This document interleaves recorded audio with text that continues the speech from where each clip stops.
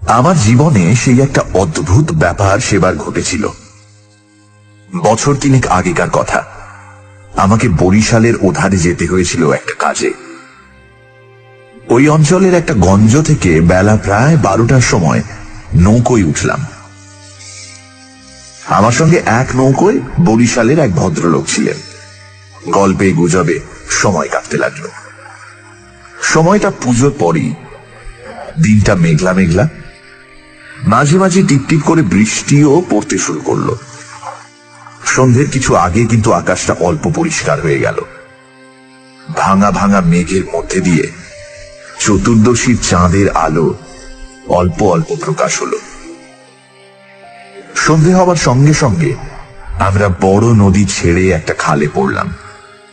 শোনা গেল খালটা এখান থেকে আরম্ভ হয়ে নোয়াখালীর উত্তর দিয়ে একেবারে মেঘনায় মিশেছে। পূর্ববঙ্গে সেই আমার নতুন যাওয়া। চোখে কেমন সব একটু নতুন ঠেকতে লাগলো। অপরিসর খালের দুধারে বৃষ্টি স্নাত কেয়ার জঙ্গলে মেঘে আধা ঢাকা চতুর্দশীর জ্যোৎস্না চিকচিক করছিল। মাঝে মাঝে নদীর ধারে বড় বড় মাঠ, সটি, বেত, ফার্ন গাছের বন জায়গায় জায়গায় খালের জলে ঝুঁকে পড়েছে। বাইরে একটু ঠান্ডা থাকলেও আমি ছইয়ের বাইরে বসে দেখতে দেখতে যাচ্ছিলাম। বরিশালের সে অংশটা সুন্দরবনের কাছাকাছি। ছোট ছোট খাল ও নদী চারিধারে। সমুদ্র খুব দূরে নয়, 10-15 মাইল দক্ষিণ পশ্চিমেই হাতিয়া ও সন্দ্বীপ। আরো একটু রাত হলো। খালের দুপারের নির্জন জঙ্গল অস্ফুট জ্যোৎস্নায় কেমন যেন অদ্ভুত দেখাতে লাগলো। এই অংশের লোকের বসতি একেবারেই নেই। শুধু ঘন বন আর জঙ্গলের ধারে বড় বড় হোগলা গাছ। আমার সঙ্গী বললেন, এত রাত্রে আর বাইরে থাকবেন না, আসুন ছইয়ের মধ্যে। এসব জঙ্গলে, বুঝলেন না। তারপর তিনি সুন্দরবনের নানা গল্প করতে লাগলেন। তার এক কাকা নাকি ফরেস্ট ডিপার্টমেন্টে কাজ করতেন। তারই লঞ্চে করে তিনি একবার সুন্দরবনের নানা অংশে বেরিয়েছিলেন। সেই সব গল্প। রাত প্রায় 12টার কাছাকাছি হলো। মাঝি আমাদের নৌকোয় ছিল মোটে একটি। সে বলে উঠল, বাবু, একটু এগিয়ে গিয়ে বড় নদী পড়বে। এত রাতে একা সেই নদীতে পাড়ি জমাতে পারবো না। এইখানে নৌকো রাখি। নৌকো সেখানেই বাঁধা হলো। এদিকে বড় বড় গাছের আড়ালে চাঁদ অস্ত গেল। দেখলাম অপ্রশস্ত খালের দুধারেই অন্ধকারে ঢাকা ঘন জঙ্গল। চারিদিকে কোনো শব্দ নেই। পতঙ্গগুলো পর্যন্ত চুপ করেছে। সঙ্গীকে বললাম, এই তো সরু খাল, পাড় থেকে বাঘ লাফিয়ে পড়বে না তো নৌকোর উপর? সঙ্গী বললেন, না পড়লেই আশ্চর্য হব। শুনে অত্যন্ত আনন্দে ছইয়ের মধ্যে ঘেঁষে বসলাম। খানিকটা বসে থাকবার পর সঙ্গী বলল, আসুন একটু শোয়া যাক। ঘুম তো হবে না, আর ঘুমানো ঠিকও না। আসুন একটু চোখটা অন্তত বুঝে থাকি। খানিকটা চুপ করে থাকবার পর সঙ্গীকে ডাকতে গিয়ে দেখি তিনি ঘুমিয়ে পড়েছেন। মাঝিও জেগে আছে বলে মনে হলো না। ভাবলাম, তবে আমি বা কেন মিথ্যে মিথ্যে চোখ চেয়ে চেয়ে থাকি।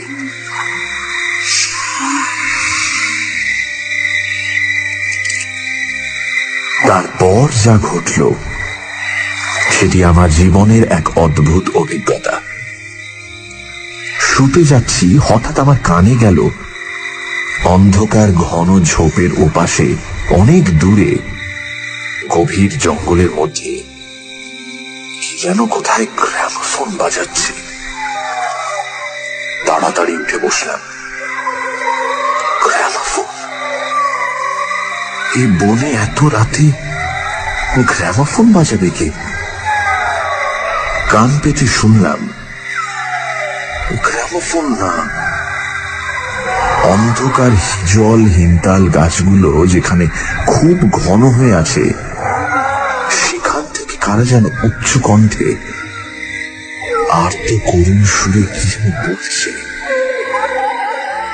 খানিকটা শুনে সেটা একাধিক লোকের সমবেত কণ্ঠস্বর। প্রতিবেশীর তেতলার ছাদে গ্রামোফোন বাজলে যেমন খানিকটা স্পষ্ট খানিকটা অস্পষ্ট অথচ বেশ একটা একটানা সুরের ঢেউ এসে কানে পৌঁছয়, এও অনেকটা সেইভাবে। মনে হলো যেন কতগুলো অস্পষ্ট বাংলা ভাষার শব্দ কানে গেল, কিন্তু ধরতে পারা গেল না কথাগুলো কি। শব্দটা মাত্র মিনিট খানিক স্থায়ী হলো, তারপরই অন্ধকার বনভূমি যেমন নিস্তব্ধ ছিল আবার তেমনি নিস্তব্ধ হয়ে গেল। তাড়াতাড়ি ছইয়ের বাইরে এলাম। চারিপাশের অন্ধকার ঝিঙের বীজ মতন কালো, বনভূমি নীরব, শুধু নৌকোর তলায় ভাটার জল কলকল করে বাঁধছে। আর শেষ রাতের বাতাসে জলের ধারে কেয়া ঝোপে এক ধরনের অস্পষ্ট শব্দ হচ্ছে। পাড় থেকে দূরে হিজল গাছের কালো গুঁড়িগুলোর অন্ধকারে এক অদ্ভুত চেহারা হয়েছে। ভাবলাম সঙ্গীতে ডেকে তুলি, আবার ভাবলাম বেচারিটা ঘুমোচ্ছে, ডেকে কি হবে, তার চেয়ে বরং নিজে জেগে বসে থাকি।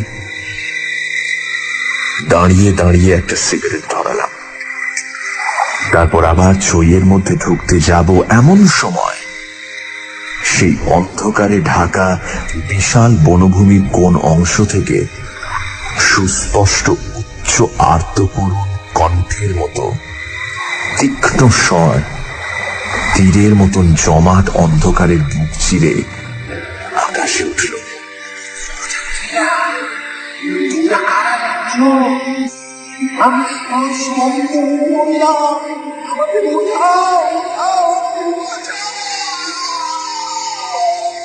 মাঝিটা ধর্ম করে জেগে উঠল। আমি সঙ্গীকে ডাকলাম, মশাই, ও মশাই, উঠুন উঠুন, আরে উঠুন। মাঝি আমার কাছে ঘেঁষে এলো, ভয়ে তার গলার স্বর কাঁপছিল। বললে, আল্লাহ আল্লাহ, শুনতে পেয়েছেন বাবু? শুনতে পেয়েছেন আপনি? সঙ্গী উঠে জিজ্ঞাসা করলো, কি মশাই, ডাকলেন কেন? কোন জানোয়ার টানোয়ার নাকি? আমি ব্যাপারটা বললাম। তিনিও তাড়াতাড়ি ছইয়ের বাইরে এলেন। তিনজনে মিলে কান খাড়া করে রইলুম। চারিদিক আবার চুপ। ভাটার জল নৌকোর তলায় বেঁধে আগের চেয়েও জোরে শব্দ হচ্ছিল। সঙ্গী মাঝিকে জিজ্ঞেস করলেন, এটা কি তবে? মাসি বললে, হ্যাঁ বাবু, মাই কীর্তিপাশার গড়। সঙ্গী বললে, তবে তুই এত রাতে এখানে নৌকো রাখলি কেন? বেকুল কোথাকার।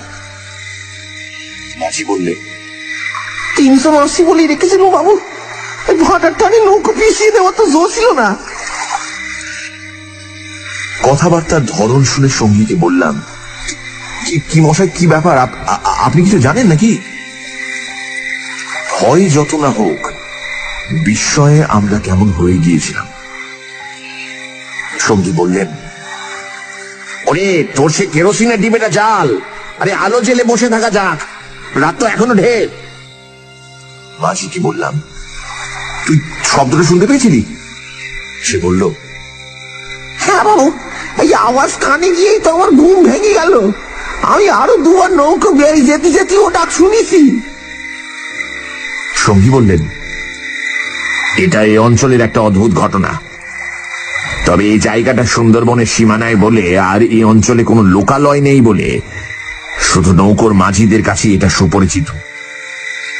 এর পেছনে একটা ইতিহাস আছে, সেটা অবশ্য নৌকোর মাঝিদের পরিচিত নয়। সেইটা আপনাকে বলি, শুনুন।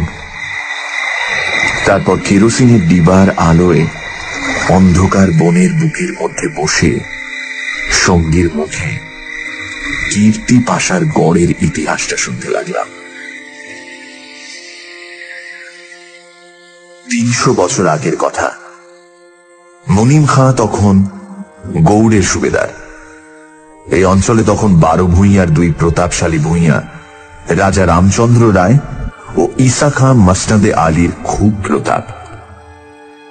মেঘনার মোহনার বাহির সমুদ্র, যাকে এখন সন্দ্বীপ চ্যানেল বলে, সেখানে তখন মগ আর পর্তুগিজ জলদস্যুরা শিকারের খোঁজে ওত পেতে বসে থাকত। সে সময় এখানে এরকম জঙ্গল ছিল না। এই সমস্ত জায়গা কীর্তি রায়ের অধিকারে ছিল। এইখানে তার সুদৃঢ় দুর্গ ছিল।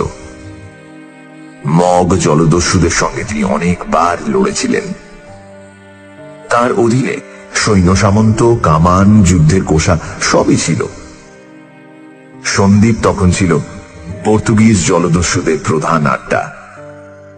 এদের আক্রমণ থেকে আত্মরক্ষা করবার জন্য এই অঞ্চলের সকল জমিদারকেই সৈন্যদল দৃঢ় করে গড়তে হতো। এই বনের পশ্চিম ধার দিয়ে তখন আরেকটা খাল বড় নদীতে পড়ত। বনের মধ্যে তার চিহ্ন এখনো আছে।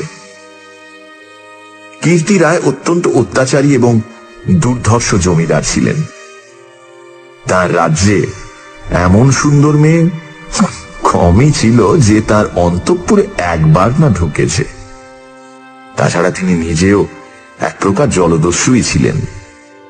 তার নিজের অনেকগুলো বড় ছিপ অর্থাৎ ছোট নৌকো ছিল। কীর্তি রায়ের পাশের জমিদারি ছিল কীর্তি রায়ের বন্ধুর। এরা ছিলেন চন্দ্রদ্বীপের রাজা রামচন্দ্র রায়ের পত্তনিদার। অবশ্য সে সময় অনেক পত্তনিদারের ক্ষমতা এখনকার স্বাধীন রাজাদের চেয়ে বেশি ছিল। কীর্তি রায়ের বন্ধু মারা গেলে তার তরুণ বয়স্ক পুত্র নরনারায়ণ রায় পিতার জমিদারির ভার পান। নরনারায়ণ তখন সবে যৌবনে পদার্পণ করেছেন। অত্যন্ত সুপুরুষ, বীর এবং শক্তিমান। নরনারায়ণ কীর্তি রায়ের পুত্র চঞ্চল রায়ের সমবয়সী ও বন্ধু। সেবার কীর্তি রায়ের নিমন্ত্রণে নরনারায়ণ রায় তাঁর রাজ্যে দিন কতকের জন্য বেড়াতে এলেন। চঞ্চল রায়ের তরুণী পত্নী লক্ষ্মী দেবী স্বামীর বন্ধু নরনারায়ণকে দেওরের মতন স্নেহের চোখে দেখতে লাগলেন। 2-1 দিনের মধ্যেই কিন্তু সে স্নেহের চোটে নরনারায়ণকে বিব্রত হয়ে উঠতে হল। নরনারায়ণ রায় তরুণ বয়স্ক হলেও একটু গম্ভীর প্রকৃতির। বিদ্যুৎ চঞ্চলা তরুণী বন্ধু পত্নীর ব্যঙ্গ পরিহাসে গম্ভীর প্রকৃতি নরনারায়ণের মান বাঁচিয়ে চলা দুষ্কর হয়ে পড়ল। স্নান করে উঠেছেন, মাথার পাগড়ি খুঁজে পাওয়া যায় না। নানা জায়গায় খুঁজে হয়রান হয়ে তার আশা ছেড়ে দিয়ে বসে আছেন। হঠাৎ কখন নিচের বালিশ তুলতে গিয়ে দেখেন তার নিচেই পাগড়ি চাপা আছে, যদিও এর আগেও তিনি বালিশের নিচেই খুঁজেছেন। তার প্রিয় তলোয়ারটা দুপুর থেকে বিকেলের মধ্যে 5 বার হারিয়ে গেল। আবার 5 বারই সম্পূর্ণ অপ্রত্যাশিত জায়গা থেকে খুঁজে পাওয়া গেল। পানে এমন সব জিনিসের সমাবেশ হতে লাগলো যা কোনো কালেই পানের উপকরণ নয়। বন্ধুপত্নীর সঙ্গে কিছুতেই এঁটে উঠতে না পেরে অত্যাচার জর্জরিত নরনারায়ণ রায় ঠিক করলেন তার বন্ধুর স্ত্রীটি একটু ছিটগ্রস্ত। বন্ধুর দুর্দশায় চঞ্চল রায় মনে মনে খুশি হলেও বাইরে স্ত্রীকে বললেন, 2 দিনের জন্য এসেছে বেচারি, ওকে তুমি যে রকম বিব্রত করে তুলেছ ও আর কখনো এখানে আসবে না। দিন কয়েক এরকম কাটবার পর কীর্তি রায়ের আদেশে চঞ্চল রায়কে কি একটা কাজে হঠাৎ গৌড়ে যাত্রা করতে হলো। নরনারায়ণ রায়ও বন্ধুর স্ত্রী কখন যে কি করে বসে সেই ভয়ে কয়েকদিন কাটানোর পর নিজের বজরায় উঠে হাঁপ ছেড়ে বাঁচলেন। যাবার সময় লক্ষ্মী দেবী বলে দিলেন, এবার আবার যখন আসবে ভাই, এমন একটা বিশ্বাসী লোক সঙ্গে এলো যে রাত দিন তোমার জিনিসপত্র ঘরে বসে পাহারা দেবে, বুঝলে? নরনারায়ণ রায়ের বজরা রায়মঙ্গলের মোহনা ছাড়িয়ে যাবার একটু পরেই জলদস্যুদের দ্বারা আক্রান্ত হল। তখন দুপুরবেলা সমুদ্রের সেই অংশে এমন কোন নৌকো ছিল না যারা সাহায্য করতে আসতে পারে। সেটা রায়মঙ্গল আর কালাবদর নদীর সামনেই সমুদ্র, সন্দীপ চ্যানেল জলদস্যুদের প্রধান ঘাঁটি। নরনারায়ণের বজ্রার রক্ষীরা কেউ হত হলো, কেউ সাংঘাতিক জখম। নিজে নরনারায়ণ দস্যুদের আক্রমণ প্রতিহত করতে গিয়ে হাঁটুতে কিসের খোঁচা খেয়ে অজ্ঞান হয়ে পড়লেন। জ্ঞান হবার পর দেখতে পেলেন তিনি এক অন্ধকার জায়গায় শুয়ে আছেন। তার সামনে কি যেন একটা বড় নক্ষত্রের মতন জ্বলছে।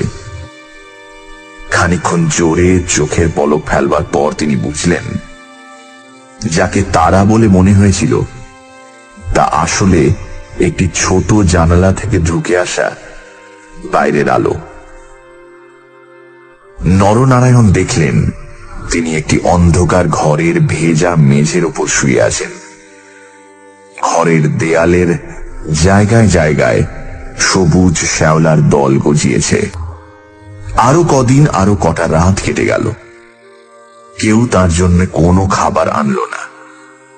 তিনি বুঝলেন যারা তাকে এখানে এনেছে তাকে না খেতে দিয়ে মেরে ফেলাই তাদের উদ্দেশ্য। মৃত্যু, সামনের নির্মম মৃত্যু। সেদিনটাও কেটে গেল। আঘাতজনিত ব্যথায় এবং ক্ষুধা তৃষ্ণায় অবসন্ন নরনারায়ণের চোখের সামনে থেকে জানালার শেষ আলোটাও মিলিয়ে গেল। তিনি অন্ধকার ঘরের পাথরের মেঝেতে শুয়ে অধীরভাবে মৃত্যুর অপেক্ষা করতে লাগলেন। অনেকক্ষণ পরে, কতক্ষণ পরে তা তিনি বুঝতে পারলেন না, হঠাৎ আলো চোখে লেগে তার তন্দ্রা ঘোর কেটে গেল। বিস্মিত নরনারায়ণ চোখ মেলে দেখলেন তার সামনে প্রদীপ হাতে দাঁড়িয়ে তার বন্ধুর স্ত্রী লক্ষ্মী দেবী। কথা বলতে গিয়ে লক্ষ্মী দেবীর ইঙ্গিতে নরনারায়ণ থেমে গেলেন। লক্ষ্মী দেবী হাতের প্রদীপটি আঁচল দিয়ে ঢেকে নরনারায়ণকে তার অনুসরণ করতে ইঙ্গিত করলেন। একবার নরনারায়ণের সন্দেহ হলো এসব স্বপ্ন নয় তো, কিন্তু ওই যে দীপশিখার উজ্জ্বল আলোয় ভিজে দেয়ালে সবুজ শ্যাওলার দল স্পষ্ট দেখা যাচ্ছে। নরনারায়ণ শক্তিমান যুবক, ক্ষুধায় দুর্বল হয়ে পড়লেও নিশ্চিত মৃত্যুর গ্রাস থেকে বাঁচবার উৎসাহে তিনি দ্রুত পায়ে বন্ধু পত্নীর পেছন পেছন চললেন। একটা বাঁকা পাথরের সিঁড়ি দিয়ে উপরে উঠে একটি দীর্ঘ সুড়ঙ্গ পার হবার পর তিনি দেখলেন যে তারা কীর্তি রায়ের প্রাসাদের সামনের খাল ধারে এসে পৌঁছেছেন। লক্ষ্মী দেবী একটা ছোট বেতে বোনা থলি বার করে তার হাতে দিয়ে বললেন, এতে খাবার আছে, এখানে খেও না। তুমি সাঁতার জানো, খাল পার হয়ে ওপারে গিয়ে কিছু খেয়ে নাও, তারপর যত শিগগির পারো পালিয়ে যাও। ব্যাপারটা কি নরনারায়ণ রায় একটু একটু করে বুঝলেন। তার বিস্তৃত জমিদারি কীর্তি রায়ের জমিদারির পাশেই, এবং তার অবর্তমানে কীর্তি রায় ভবিষ্যৎ জমিদার। অত বড় বিস্তৃত ভূসম্পত্তি সৈন্য সামন্ত কীর্তি রায়ের হাতে এলে তিনি কি আর কিছু গ্রাহ্য করবেন? প্রদীপের আলোয় নরনারায়ণ দেখলেন তার বন্ধুপত্নীর মুখে সে চটুল হাসি রেখার চিহ্ন নেই। তার মুখখানি সহানুভূতিতে ভরা মাতৃমুখের মতন স্নেহ কোমল হয়ে এসেছে। তাদের চারপাশে গাঢ় অন্ধকার, মাথার উপর আকাশের বুক চিরে দিগন্ত বিস্তৃত উজ্জ্বল ছায়াপথ। কাছেই খালের জল জোর ভাটার টানে তীরের হোগলা গাছ দুলিয়ে কলকল শব্দে বড় নদীর দিকে ছুটেছে। নরনারায়ণ আবেগপূর্ণ সুরে জিজ্ঞাসা করলেন, বৌঠাকুর, চঞ্চল কি এর মধ্যে আছে? লক্ষ্মী দেবী বললেন, না ভাই, তিনি কিছু জানেন না। এই সব শ্বশুর ঠাকুরের কীর্তি, এই জন্যই তাকে অন্য জায়গায় পাঠিয়েছেন। এখন আমার মনে হচ্ছে গৌট সব মিথ্যে। নরনারায়ণ দেখলেন লজ্জায় দুঃখে তার বন্ধুপত্নীর মুখ বিবর্ণ হয়ে উঠেছে। লক্ষ্মীদেবী আবার বললেন, আমি আজ জানতে পারি খিড়কিগড়ের পাইক সর্দার আমার মা বলে, তাকে দিয়ে দুপুর রাতের পাহারা সব সরিয়ে রেখে দিয়েছিলাম, তাই। নরনারায়ণ বললেন, বউ ঠাকুরন, আমার এক বোন ছেলেবেলায় মারা গিয়েছিল, তুমি আমার সেই বোন, আজ আবার ফিরে এলে। লক্ষ্মীদেবীর পদ্মের মতো মুখখানি চোখের জলে ভেসে গেল। একটু ইতস্তত করে বললেন, ভাই, বলতে সাহস পাই না, তবু একটা কথা বলছি, বোন বলে যদি রাখো। নরনারায়ণ জিজ্ঞাসা করলেন, কি কথা বউ ঠাকুর? লক্ষ্মীদেবী বললেন, তুমি আমার কাছে বলে যাও ভাই যে শ্বশুর ঠাকুরের কোনো অনিষ্ট চিন্তা তুমি করবে না। নরনারায়ণ রায় একটুখানি কি যেন ভাবলেন, তারপর বললেন, তুমি আমার প্রাণ দিলে ঠাকুর, তোমার কাছে বলে যাচ্ছি, তুমি বেঁচে থাকতে আমি তোমার শ্বশুরের কোনো অনিষ্ট চিন্তা করব না। বিদায় নিতে গিয়ে নরনারায়ণ একবার জিজ্ঞাসা করলেন, বউ ঠাকুর, তুমি ফিরে যেতে পারবে তো? লক্ষ্মীদেবী বললেন, আমি ঠিক যাব, তুমি কিন্তু যত দূর পারো সাঁতরে গিয়ে তারপর ডাঙে উঠে চলে যাও। নরনারায়ণ রায় সেই ঘন কৃষ্ণ অন্ধকারের মধ্যে নিঃশব্দে খালের জলে পড়ে মিলিয়ে গেলেন। লক্ষ্মীদেবীর প্রদীপটা অনেকক্ষণ বাতাসে নিভে গিয়েছিল। তিনি অন্ধকারের মধ্যে দিয়ে শ্বশুরের গড়ের দিকে ফিরলেন। একটু দূরে গিয়েই তিনি দেখতে পেলেন পাশের ছোট খালটায় দুখানা ছিপ মশালের আলোয় সজ্জিত হচ্ছে। ভয়ে তার বুকের রক্ত জমে গেল। সর্বনাশ! এরা কি তবে জানতে পেরেছে? দ্রুত পায়ে অগ্রসর হয়ে গুপ্ত সুড়ঙ্গের মুখে এসে তিনি দেখলেন সুড়ঙ্গের পথ খোলাই আছে। তিনি তাড়াতাড়ি সুড়ঙ্গের মধ্যে ঢুকে পড়লেন। কীর্তি রায় বুঝতেন নিজের হাতের আঙুলও যদি বিষাক্ত হয়ে ওঠে তো তাকে কেটে ফেলাই সমস্ত শরীরের পক্ষে মঙ্গল। পরদিন আবার দিনের আলো ফুটে উঠল, কিন্তু লক্ষ্মীদেবীকে আর কোনদিন কেউ দেখেনি। রাতের হিংস্র অন্ধকার তাকে গ্রাস করে ফেলেছিল।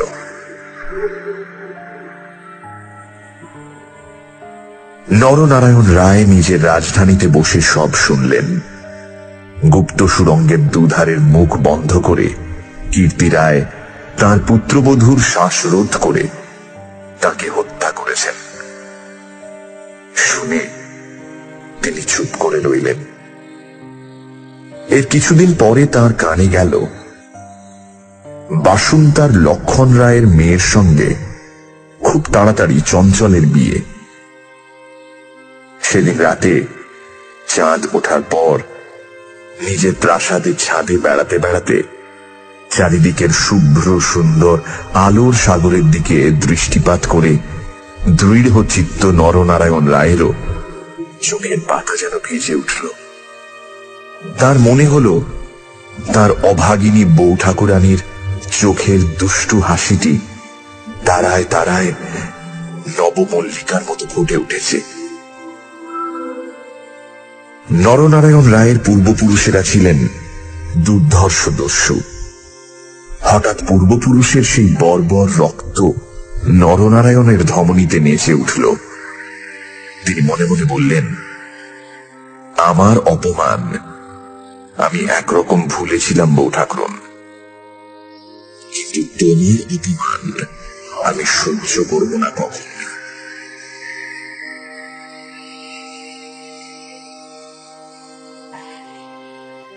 কিছুদিন কেটে গেল।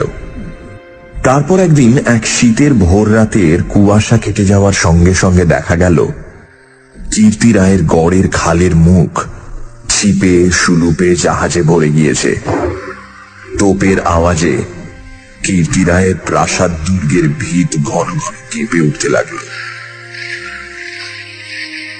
কীর্তি রায় শুনলেন আক্রমণকারী নরনারায়ণ রায় সঙ্গে দুরন্ত পর্তুগিজ জলদস্যু সেবাস্টিও গঞ্জালেস।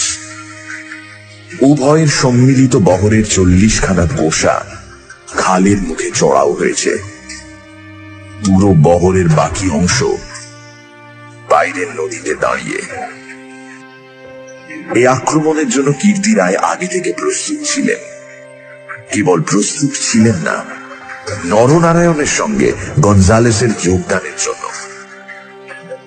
এই কীর্তি রায়ের কাছে সম্পূর্ণ অপ্রত্যাশিত ঘটনা। তাহলেও কীর্তি রায়ের গড় থেকেও তোপ চলল। গঞ্জালেস সুদক্ষ নৌবীর। তার পরিচালনে 10 খানা সুরূপ চড়া ঘুরে গড়ের পাশের ছোট খালে ঢুকতে গিয়ে কীর্তি রায়ের নৌবাহিনীর এক অংশ দ্বারা বাধা প্রাপ্ত হল।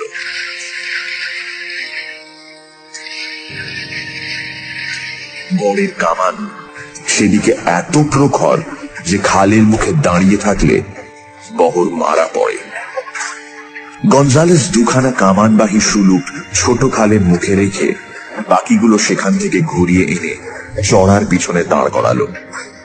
গঞ্জালেসের অধীনস্থ অন্যতম জলদস্যু মাইকেল রোজারিও ডি ভেগা এই ছোট বহর খালের মধ্যে ঢুকিয়ে গড়ের পশ্চিম দিক আক্রমণ করবার জন্য তৈরি হল।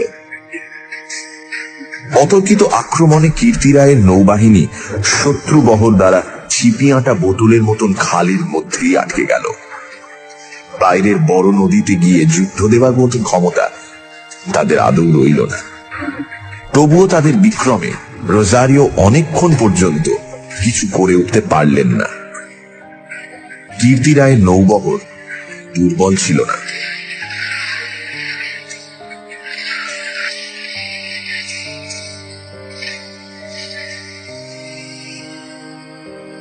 বিকেলের দিকে রোজারিওর কামানের মুখে গড়ের পশ্চিম দিকটা একেবারে হুমড়ি খেয়ে পড়ে গেল।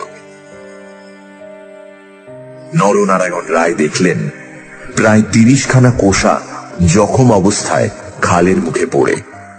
কীর্তি রায়ের গড়ের কামানগুলো সব চুপ। নদীর দুপাড় ঘিরে সন্ধে নেমে আসছে।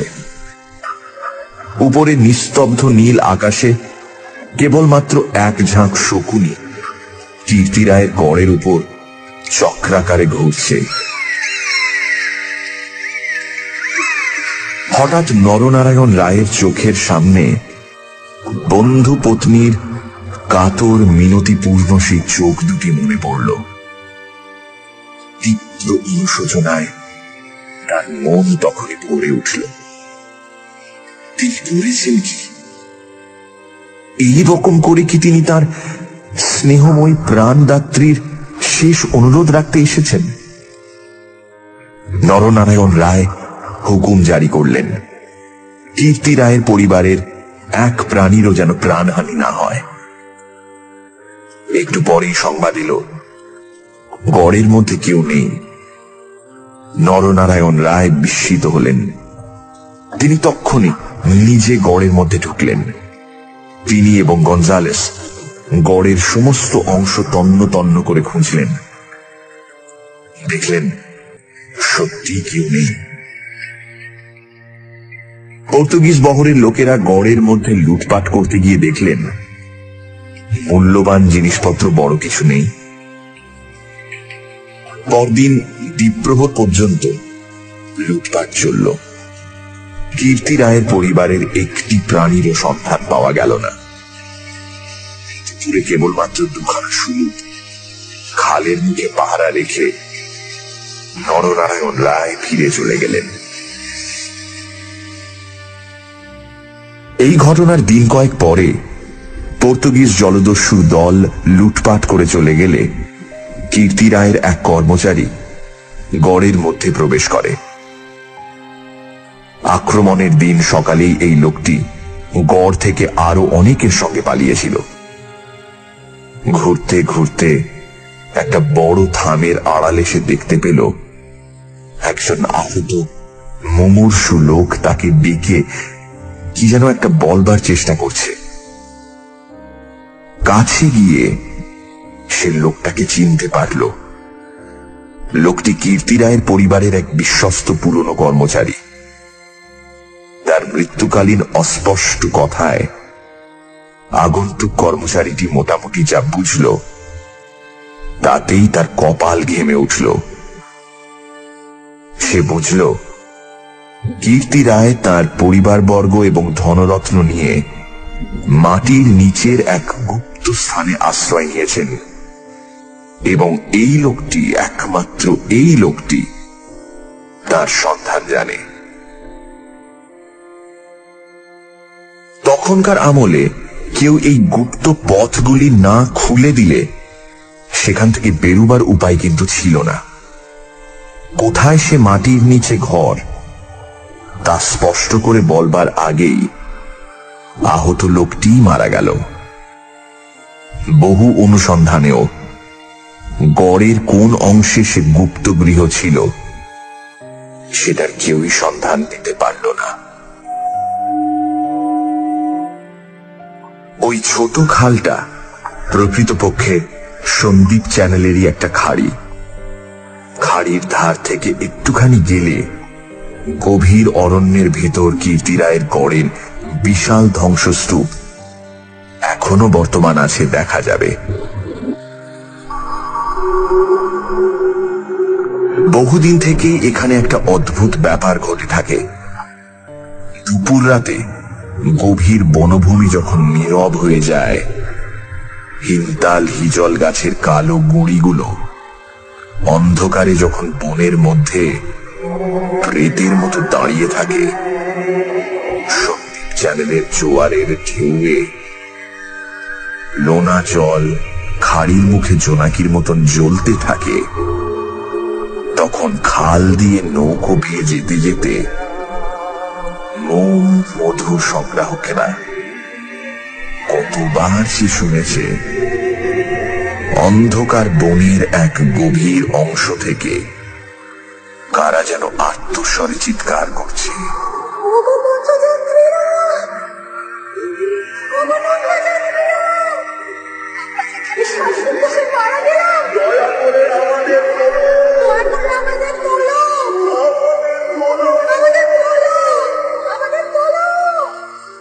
ভয়ে বেশি রাতে এ পথে কেউ নৌকা পাইতে চায় না।